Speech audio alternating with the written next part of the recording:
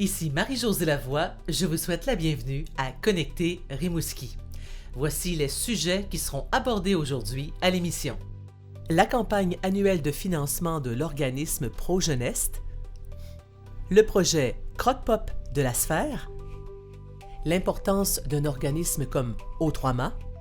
Il sera aussi question de travail de rue et d'une entente sectorielle régionale refusée par le ministère de la Sécurité publique et aussi la Fédération professionnelle des journalistes du Québec est inquiète concernant l'utilisation de l'intelligence artificielle. Bienvenue à Connecter Rimouski.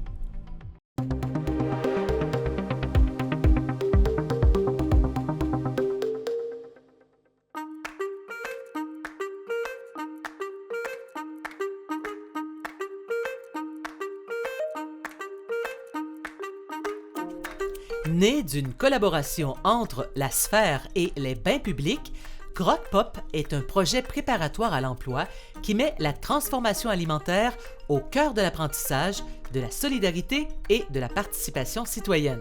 Dans le fond, les jeunes qui sont avec nous, ils font un programme de 20 semaines qui est comme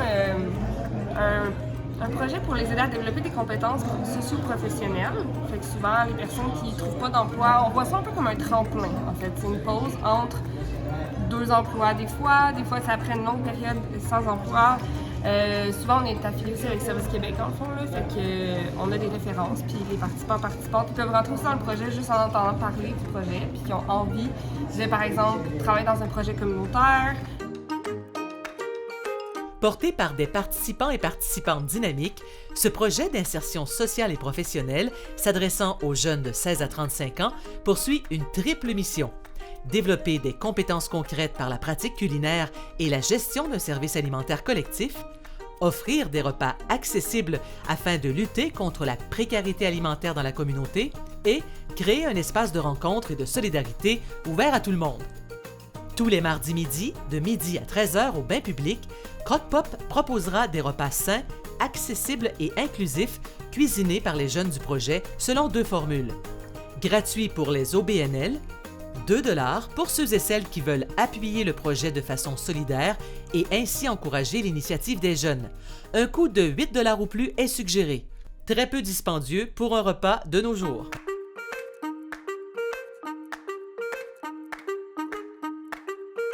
L'insécurité alimentaire est un enjeu majeur à Rimouski et l'accessibilité à des repas nutritifs préparés avec soin représente un atout important pour celles et ceux qui en ont le plus besoin. Croque-Pop tend aussi à briser l'isolement souvent ressenti par ces groupes vulnérables en offrant un espace convivial de mixité sociale autour d'un bon repas partagé. Chloé et Elisabeth, intervenantes au projet Croque-Pop, se disent choyées de pouvoir collaborer à une initiative qui vise aussi à offrir à la population, y compris les jeunes et les familles vivant en situation de précarité, une alimentation saine et abordable. Le projet Croque-Pop est possible grâce à la participation financière du gouvernement du Québec et de Desjardins.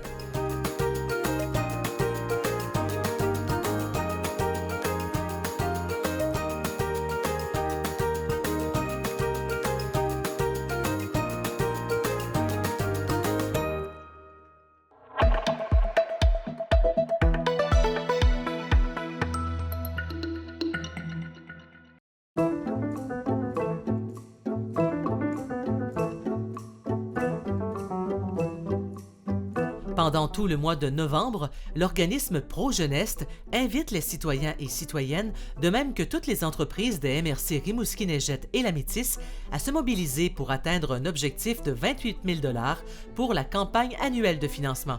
J'aime toujours vous parler un petit peu des jeunes. Je prends le temps d'aller prendre le pouls auprès de mes intervenantes, voir sur le terrain qu'est-ce qui se passe présentement, comment vont nos jeunes.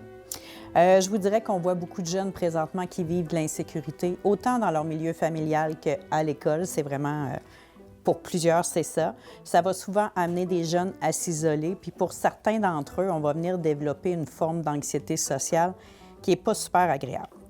On a beaucoup de jeunes présentement qui manquent de soutien, soit d'un côté parce qu'ils ont un réseau d'accompagnement qui est un peu limité, soit parce qu'ils n'ont pas des gens autour d'eux auprès de qui ils vont être à l'aise de nommer les choses puis nommer quand ça ne va pas. On observe beaucoup de comportements inappropriés chez nos jeunes.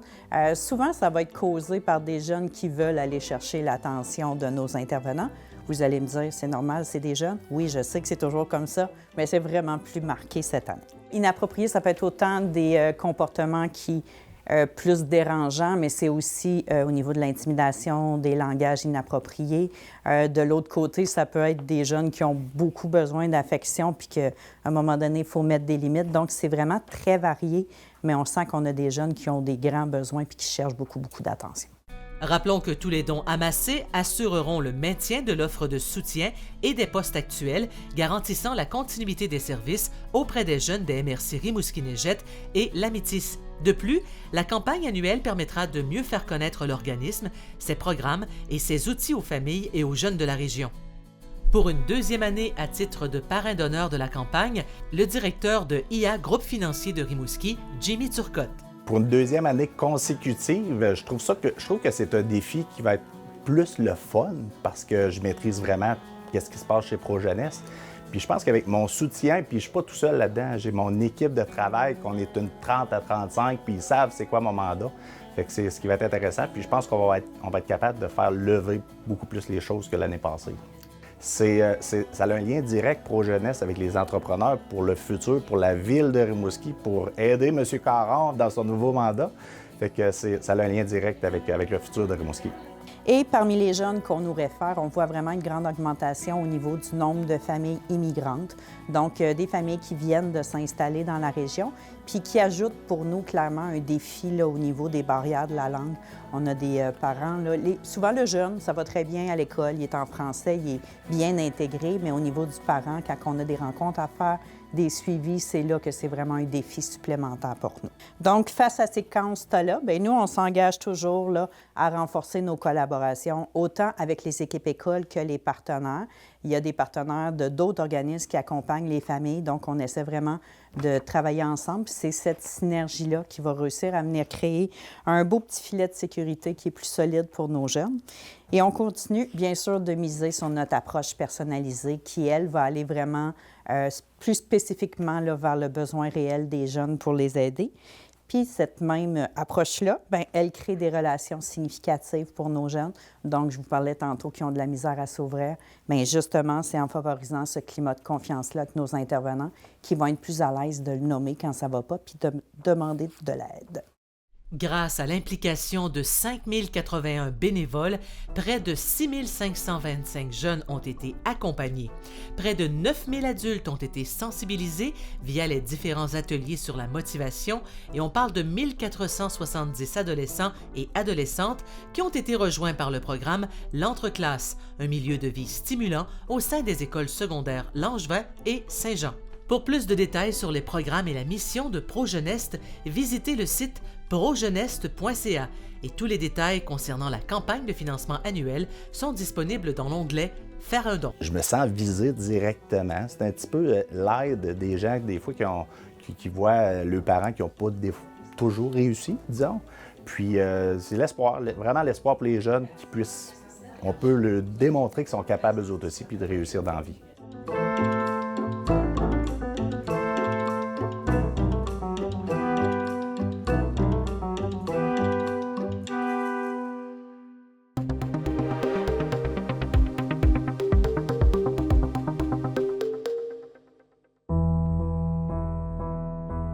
Depuis 2 ans, le collectif régional de développement du Bas-Saint-Laurent fait des démarches auprès du ministère de la Sécurité publique pour qu'il intègre pleinement l'entente sectorielle pour le développement social du Bas-Saint-Laurent. Cette intégration permettrait de regrouper les différentes subventions versées aux organismes en travail de rue au sein d'une seule entente régionale gérée par l'équipe du CRD. Ce modèle d'entente régionale n'est pas nouveau. Il est promu par le ministère des Affaires municipales comme une voie efficace pour déployer des projets en adéquation avec les réalités et besoins régionaux. Le Bas-Saint-Laurent a démontré à plusieurs reprises que cette voie est porteuse de succès et surtout d'efficience administrative. J'en ai discuté avec la directrice du développement social au collectif régional de développement du Bas-Saint-Laurent, Audrey Plouffe. Bonjour, Madame Plouffe. Bonjour. Le ministère de la Sécurité publique a refusé d'intégrer une solution régionale qui a été éprouvée en travail de rue. D'abord, peut-être nous expliquer qu'est-ce que c'est que cette fameuse entente, cette entente sectorielle régionale. Depuis 2023, au Bas-Saint-Laurent, on a implanté une entente sectorielle en développement social qui vise à asseoir autour d'une même table l'ensemble des partenaires financiers puis des acteurs qui œuvrent en développement social. Au sein de cette entente-là, on retrouve donc plusieurs ministères qui mettent en commun, dans le fond, leur levier financier, mais aussi leur volonté d'agir de façon concertée à l'échelle régionale pour soutenir le déploiement de différents projets en développement social au Bas-Saint-Laurent, que ce soit la lutte à la pauvreté, le maintien à domicile des aînés ou encore les services en travail de rue. En travail de rue, ça consiste en quoi? En quoi cette entente est géniale, comme plusieurs l'avaient qualifiée? Ça permet vraiment de concerter l'ensemble des acteurs, de bâtir une vision collective, puis d'agir vraiment de manière concertée pour soutenir de façon équitable le déploiement des services en travail de rue dans les 8 territoires du Bas-Saint-Laurent. Plusieurs ministères viennent s'asseoir autour de la table, contribuent financièrement. Ça réduit la charge administrative pour les organismes qui n'ont pas nécessairement à adresser des demandes de façon individuelle à différents bailleurs de fonds. Ça permet aussi de réduire les redditions de comptes qui sont associées à ces financements-là. Puis, ça leur laisse donc plus de latitude puis plus de liberté d'agir puis de passer du temps à investir, à déployer leurs services. D'après ce que je comprends, il y a plusieurs ententes sectorielles dans le passé qui avaient été acceptées, qui n'avaient pas été refusées et dans lesquelles le ministère a investi de l'argent. Pour quelle raison cette fois-ci on refuse? Qu'est-ce qu'on vous a dit? En fait, le ministère de la Sécurité publique n'a jamais été partie prenante des ententes sectorielles de développement au Bas-Saint-Laurent. Il y a toujours des ententes parallèles, si on veut, avec le ministère de la Sécurité publique. Même quand on avait des ententes spécifiques en travail de rue, c'était la même chose. Le ministère de la Sécurité publique se mettait en parallèle des autres concertations ou des autres partenaires financiers. En mettant sur pied l'entente sectorielle en développement social, on est allé un peu plus loin parce qu'on a regroupé les différents projets et les différents mandats au sein d'une même entente. L'ensemble des ministères, que ce soit au niveau de la santé, au niveau de l'emploi et de la solidarité sociale, du ministère des Affaires municipales, de l'habitation, des MRC, tout le monde est venu s'asseoir dans cette entente-là. Le seul bailleur de fonds qui se place en parallèle de cette entente-là, tout en investissant de l'argent dans ce modèle-là, c'est le ministère de la Sécurité publique. Et la raison qu'on vous a donnée, quelle était-elle? Je vous repose la question. Pourquoi on l'a refusé? En fait, ça a fait ses preuves, pourtant. Ce n'est pas la première fois. Il y a toute une expertise au sein du conseil régional qui est à mettre de l'avant. Je ne comprends pas leur refus. Mais on ne le comprend pas non plus. En fait, ce qu'ils nous disent, c'est que ça sort de leurs normes de programme ou ça ne fait pas partie de leur pratique, mais il y a plusieurs ministères dans d'autres ententes sectorielles qui ont dénormé des sommes de programme ou même dans l'entente sectorielle en développement social, par exemple, avec le secrétariat à la condition féminine, on signe une entente sous-jacente qui leur permet de participer à l'entente sectorielle, de participer à la réflexion collective, d'être assis autour de la table, mais qui respectent leurs normes de programme, qui fait en sorte que c'est cohérent avec leur façon de fonctionner spécifique à leur ministère. Fait qu'il n'y a pas de raison, à nos yeux, à nous, en fait, que le ministère de la Sécurité publique ne vienne pas participer. Est-ce qu'on pourrait parler de manque de volonté politique? Moi, je n'ai pas l'expertise pour juger des enjeux politiques qui sont associés à ça. Moi, mon travail, c'est vraiment de soutenir les organismes, d'être en accompagnement administrativement parlant de ce qui se fait dans le milieu. Puis ce qu'on sait, c'est que ça serait vraiment facilitant pour les organisations, mais aussi pour notre concertation puis nos partenariats avec le ministère de la Sécurité publique. Absolument. OK. Donc, si je comprends bien, les autres modèles d'entente comme ça ont fait leur preuve quand même par le passé au sein du CRD. Quelles sont les prochaines démarches? Qu'est-ce que vous comptez faire en ce sens? Est-ce qu'on veut réitérer cette demande-là? Les élus ont adressé une demande récemment de rencontre au ministre de la Sécurité publique, M. Yann Lafrenière, pour pouvoir comprendre sur quoi est basé ce refus-là, justement. On est en renouvellement des ententes sectorielles pour l'ensemble de nos ententes. Donc, cette entente-ci va se renouveler au 1er avril 2026. Le ministère de la Sécurité publique vient justement de faire une réforme de ses programmes de financement. On pense que c'est une opportunité à saisir, puis on est vraiment dans un momentum pour justement solidifier ce partenariat-là. On espère que tout se passera de façon positive puisque l'expertise est là, le travail serait amélioré pour les gens sur le terrain. Parce qu'au-delà des discours, des blabla, des discussions qui se prennent, il y a des gens qui souffrent sur le terrain et qui ont besoin d'aide. Pas seulement les gens qui sont visés qui sont dans la rue, mais les travailleurs et travailleuses de la rue. Alors, on espère que ce soit positif. Merci beaucoup, Mme Audrey Plouffe. Merci à vous.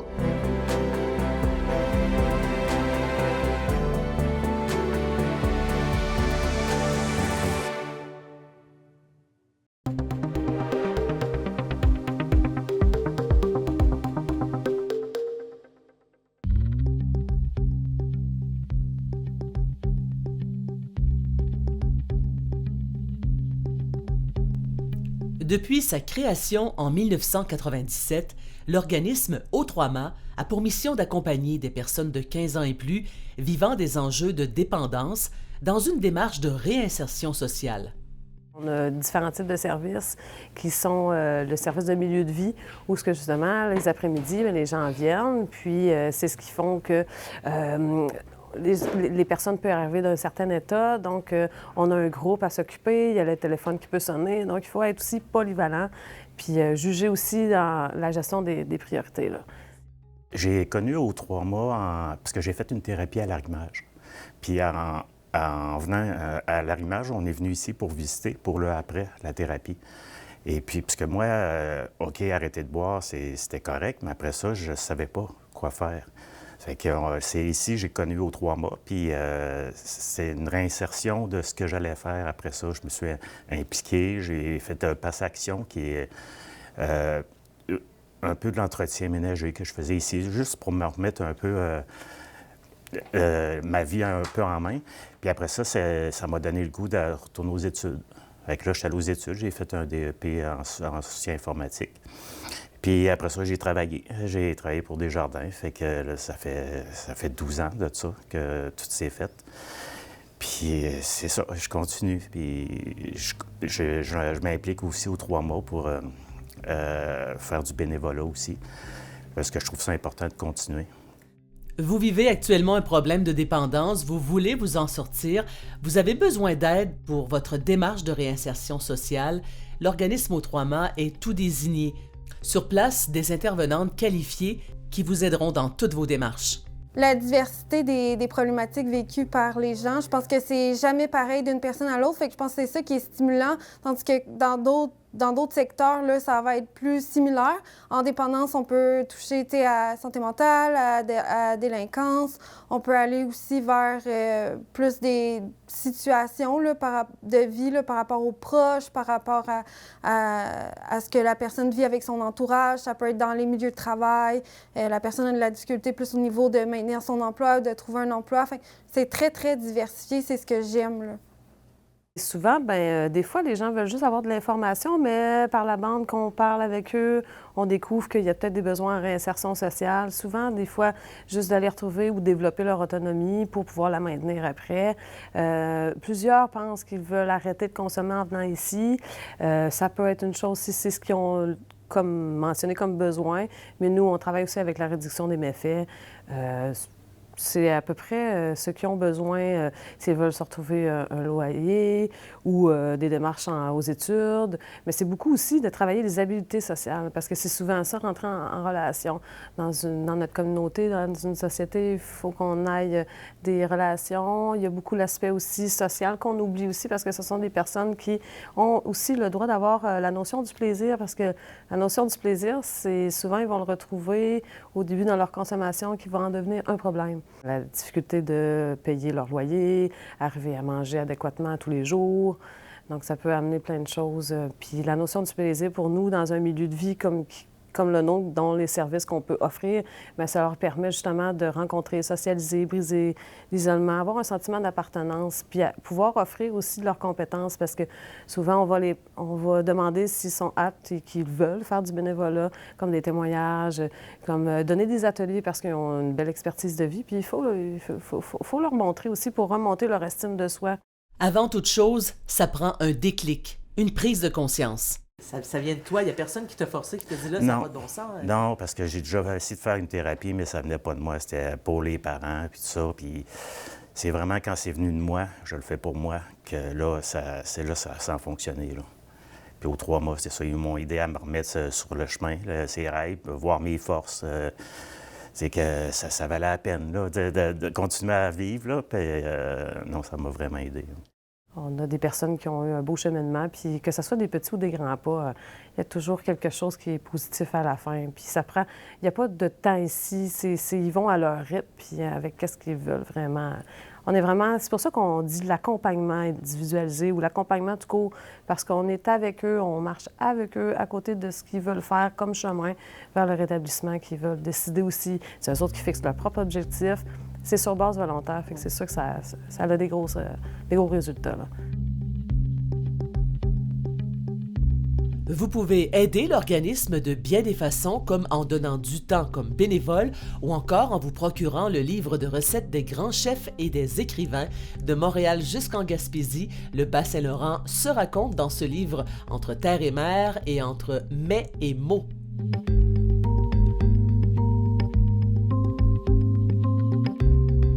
C'est quoi tes forces? Mes forces, c'est être patient, être persévérant. C'est sûr que j'ai découvert que j'étais capable de... Quelqu'un qui était gêné avant, qui est capable à cette heure de maintenant de parler au monde, de m'impliquer, de socialiser, là. Ce que je faisais pas pendant des années, là.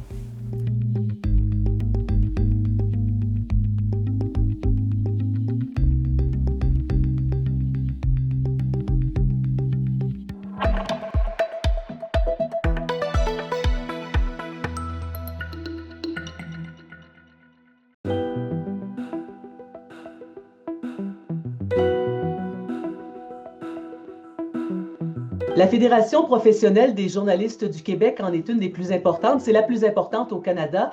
En ma compagnie, le président Éric-Pierre Champagne. Bonjour. Bonjour. Dernièrement, vous avez fait une sortie. On dénonçait évidemment l'intrusion ou l'utilisation plutôt abusive de l'intelligence artificielle. Que dénoncez-vous exactement, M. Champagne? Bien, essentiellement, c'est des nouveaux médias, et je le mets en guillemets, là, qui sont apparus, évidemment, sur le web. Et leur modèle d'affaires est basé essentiellement sur l'utilisation massive de l'intelligence artificielle. Donc, ils n'ont pas de journalistes. Ce qu'ils font, c'est qu'ils vont récupérer, recopier, si on veut, les contenus produits par différents médias au Québec et rebrassent tout ça là, grâce à l'IA et on sort un texte là, sur un site Internet et qui, par ailleurs, était signé, donc portait une signature avec la photo d'une personne, mais cette personne-là n'existe pas, là. C'est un avatar, la photo est une création de l'intelligence artificielle. Donc, là, vous voyez en quoi ça peut être extrêmement problématique, là. Donc, essentiellement, c'est ça qu'on a dénoncé, là. Autrement L'utilisation dit, massive de l'IA, là. on crée de faux journalistes, on vole carrément les nouvelles de d'autres médias existants, il n'y a pas de crédit à l'écran. La préoccupation importante là-dedans pour que le grand public comprenne bien, quelle est-elle? Ben, en fait, il y en a plusieurs. Bon, premièrement, pour le grand public, évidemment, c'est qu'il y a comme une fausse représentation, là. C'est qu'on fait croire que le journaliste a fait tout ce travail-là. Il y avait des articles, notamment, où il y avait des intervenants qui étaient cités, notamment un directeur de musée dans la région de Sherbrooke. Et bon, par la suite, on a appris, ce monsieur-là a affirmé qu'il n'avait jamais accordé d'entrevue à ce média-là. Donc, c'est de la fausse représentation, là. Donc, c'est trompeur, en fait, pour le public. Et pour les médias, mais là, c'est du vol de propriété intellectuelle, là. Les médias, comme vous et moi, on est employés là, par nos employeurs, par nos médias respectifs. On fait un travail. Ensuite, si n'importe qui peut s'approprier ce travail-là gratuitement, c'est problématique, là. Que demandez-vous concernant ce dossier assez particulier? Essentiellement, on a demandé trois choses.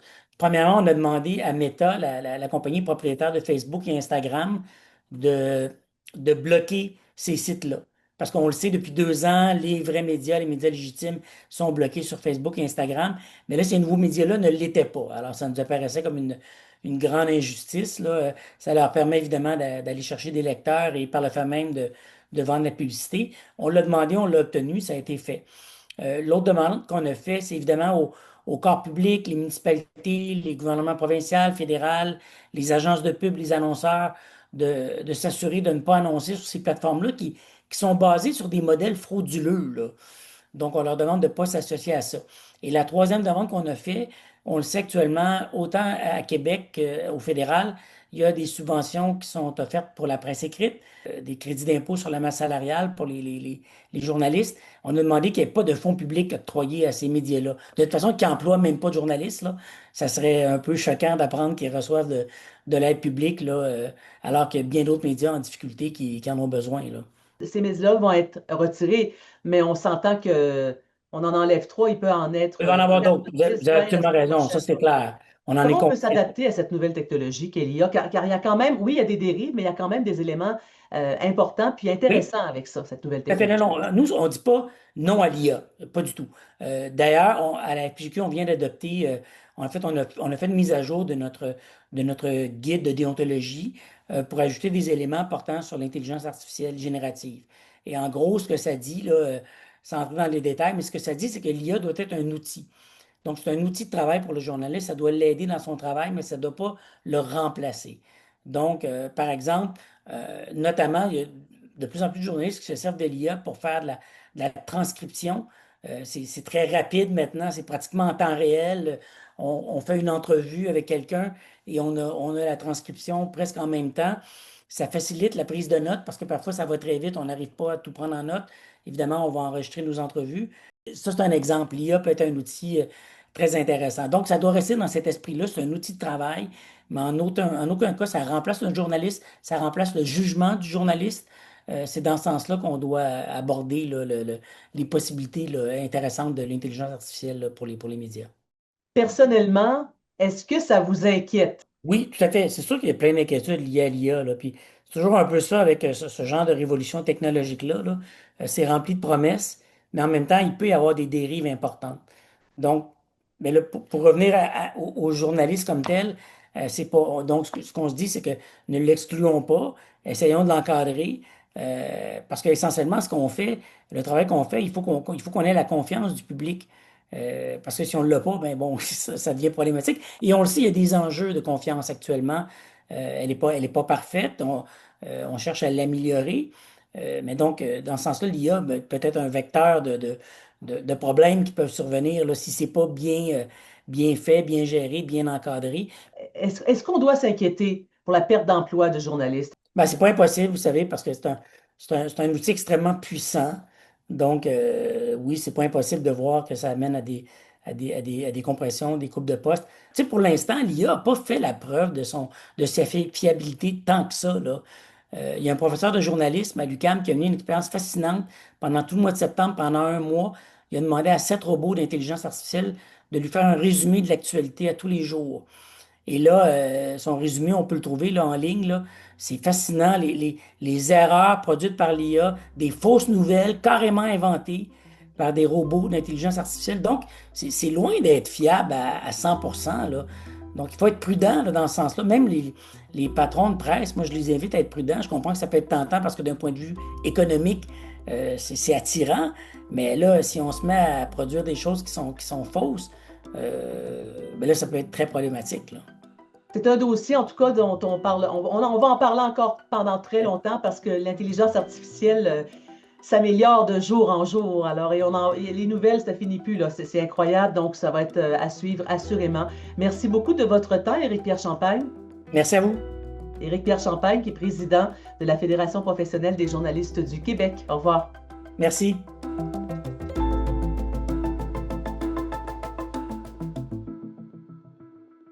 Voilà ce qui met un terme à l'émission d'aujourd'hui. Merci d'avoir été avec nous et merci de nous suivre fidèles au poste chaque semaine. Toute l'équipe de Nous TV vous souhaite une très bonne fin de semaine et on se retrouve jeudi prochain pour un autre Connecté Rimouski.